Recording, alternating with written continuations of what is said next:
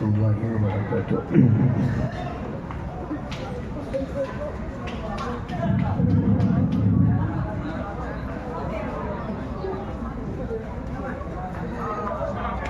آپ حضرات کے سامنے ایک حمد باری تعالیٰ پیش کروں گا، اس کے بعد انشاءاللہ ایک نعت آپ حضرات کے سامنے پیش کرتا ہوں۔ نعت سے قبل چند اشعار ایک حمد کے سماعت فرمائیں۔ سبھی حضرات میرے ساتھ مل کر کے پڑھنا، ذکر کرنے سبھی لا الہ الا اللہ۔ دل کو اگر چمکانا ہو تو کر لو ذکر الا اللہ۔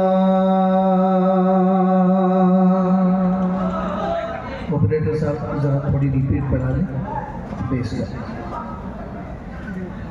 دل کو اگر چمکانا ہو تو کر لو ذکر الا اللہ، لا الہ الا اللہ، لا الہ الا اللہ۔ پڑھیے لا الہ الا اللہ، لا الہ الا اللہ۔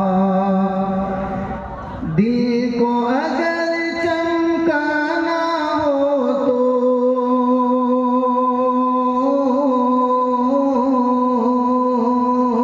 دل کو اگر چمکانا ہو تو کر لو ذکر الا اللہ، لا الہ الا اللہ، لا الہ الا اللہ، لا الہ الا اللہ، لا الہ الا اللہ۔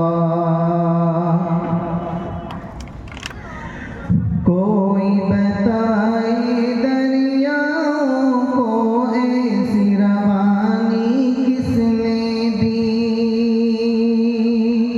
کوئی بتائے دریاؤں کو ایسی روانی کس نے دی، کس نے چمکتا دن بخشا یہ رات سہانی کس نے دی، ننھے منھے پودوں کو گلشن میں جوانی کس نے دی، وہ یکتا قدرت بھی یکتا،